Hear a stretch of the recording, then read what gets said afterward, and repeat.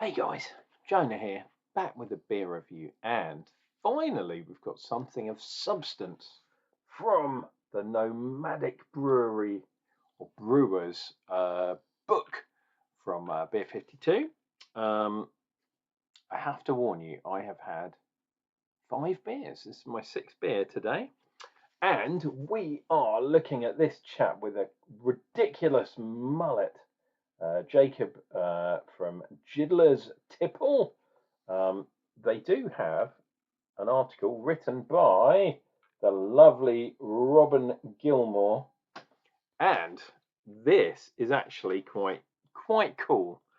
This sums it all up. Not just that photo, which is absolutely ridiculous, but the quote. I like this quote here. If I want to go swimming, I don't build a swimming pool. I use the local pool. That's an extreme example, but it makes the point.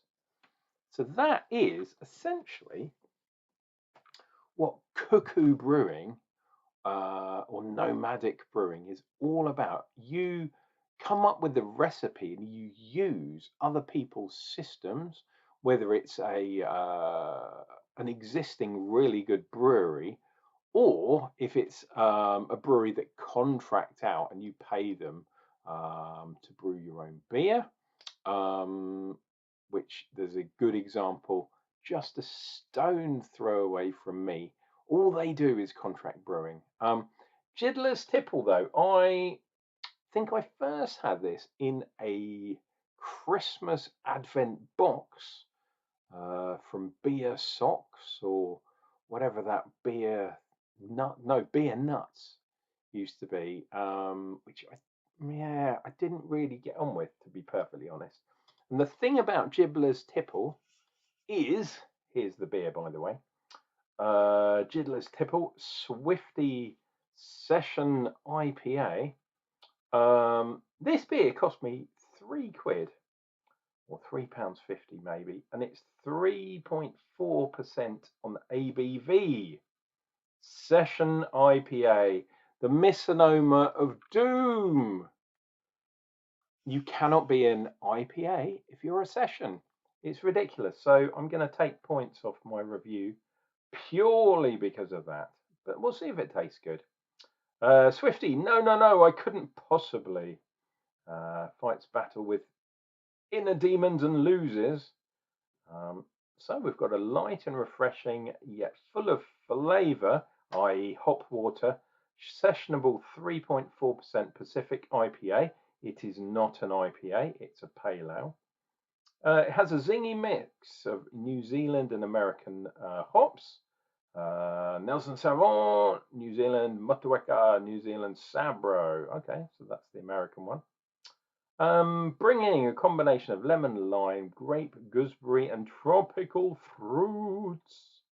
Lower in ABV, but high in satisfaction. Well, I beg to differ, because it's low in ABV, it should be cheaper.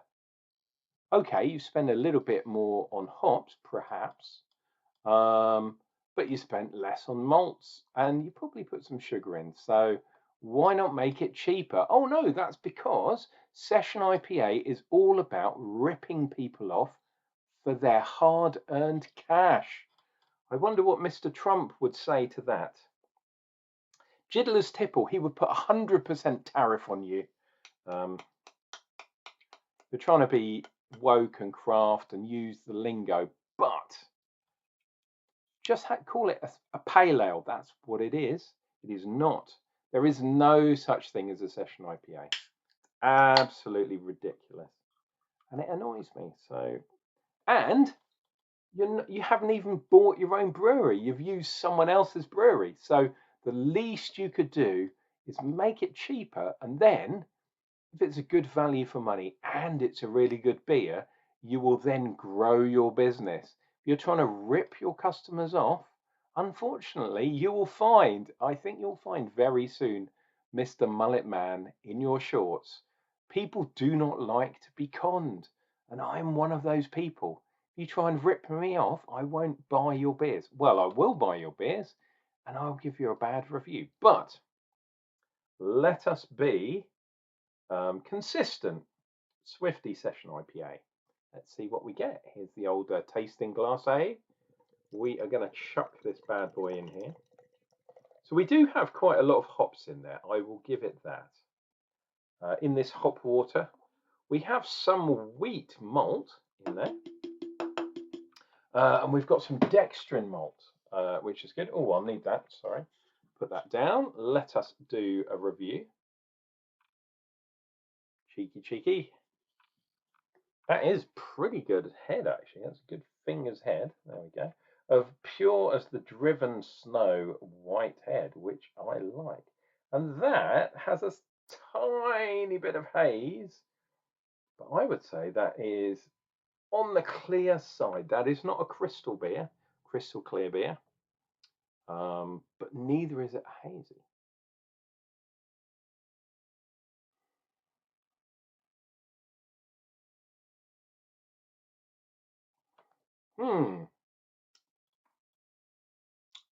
Very weak on the nose. So where have these hops gone? Have they gone in late in the boil? Because if they have, or dry hops, I would be very surprised if much has gone in the dry hop because there is no aroma.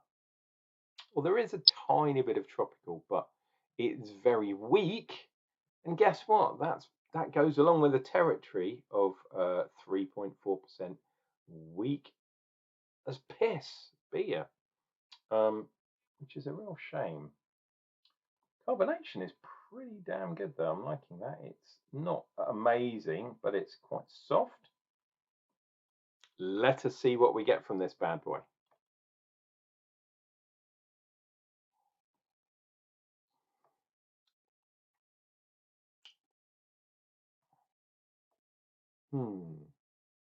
I think the dextrin malt takes away something from the aroma. So maybe they've put a bit of hops in here. I would be surprised if they have, but maybe let's give the benefit of the doubt. But the dextrin malt does something. It strips out some of the nose. It gives it that kind of chalkiness. It's not really what you want. Maybe it isn't an IPA, but this is not an IPA. No matter what you call it, this is not an IPA. 3.4%. That is not an IPA. Absolutely ridiculous. It winds me up something chronic. Cheers and beers, dear viewer. Let's see what we get from this bad boy.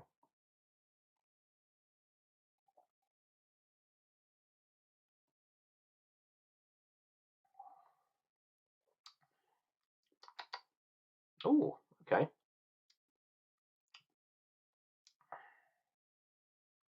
Interesting. Okay. So first thing, I was getting stone fruit. I don't know if I was getting that on the nose, but I was definitely getting it from my first sip. But then I was getting that kind of lemon lime shock. I've said it's akin to licking a battery. You get that really kind of shock, sour, lemony thing. Because it's such a light beer, it's only just a wee shock. But it's like that kind of quick lime. Do you know what I mean? That chalky lime kind of thing that you sometimes get in water, especially mineral water. And I guess they put the dextrin malt in there to try and do something to the water profile in this beer. Obviously for the mashing, but it gives me that. It always gives me that chalkiness, that kind of quick lime, that kind of thing to the water, or the beer in this case. But it's not far off water. 3.4. It's just, oh my god. I've had 0.5% beers that are hoppier and nicer than this beer. The guy, Jiddler's Tipple, I do understand what you're trying to do. You're trying to make light beers. Why not make alcohol-free beers, mate? That is your calling. Because these 3.4, 2.8% beers, they're just like water. Like I said, I've had hoppier half 0.5% beers. Ugh, ridiculous.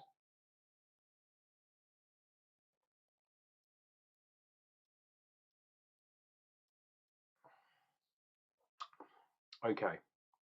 The only saving grace in this hop water is that stone fruit that's coming through. Stone fruit, stroke tropical fruit. The Nelson Sauvignon there, so tiny bit of grape in the background, but it's so watery and like insipid. And look, if you're gonna drive, if you're gonna drink and drive, and I'm not advocating that, folks, why not have a 0.5% beer? You can have as many of those as you like, and you will not get drunk. The alcohol leaves your system faster than you can drink it. But having a 3.5% beer, it is possible if you neck like a 6-pack, you can be drunk and then you can't drive. So I have no idea where this beer sits because you can still get arrested for drinking this beer. Lawnmower beer and driving your lawnmower around like the Americans do after watching American football on the telly, or Australians doing very much the same but watching Aussie rules. I mean, yeah, maybe watching the match if we're in the UK, watching the football, the soccer, if you're from other countries, but most people call it football because you kick the ball with your foot, you don't carry it. So it's more football than anyone else's football. Call me wrong, argue with me, but when you kick the ball and then pick it up with your hands, it is not football, it is handball. Um, yeah, I mean, whatever sport you watch, you could drink a few of these, but don't drive home. Um, back in the 90s, back in the 80s, actually, the late 80s, we were nicking these kind of beers. They were lagers in those days, but we were nicking them from our dad's garage or dad's fridge or whatever, and we'd have like a can of 3.5% lager. We drink it with three of our mates, and we go, "Oh, we're so drunk!" Oh, and we weren't really, but we thought we were because it was beer, and it was macro lager at 3.5%. And to be honest, this is a tiny bit hoppier, but it's not better at all. And it's a tiny can. That's the bit that really winds me up. Look, it's a tiny, tiny can. And this costs £3.50. Really? I really do not see the point in that. I had a half of a 6.5% beer earlier on this evening. It cost me £2.20. And this is not much more than the half, but it's a lot more money and it's half the alcohol content, and it's not as good. Am I wrong, dear viewer?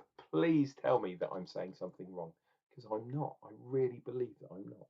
I do not see where these beers fit into, the modern drinker. It's ridiculous. I would really rather drink an alcohol-free beer than this hop water piss. It's ridiculous.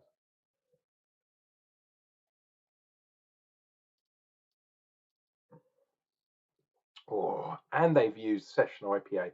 This is not going to get a good score from me. Sorry, but it really isn't. Head retention, okay, not too bad. Definitely have some lacing on the side of that glass, which is good.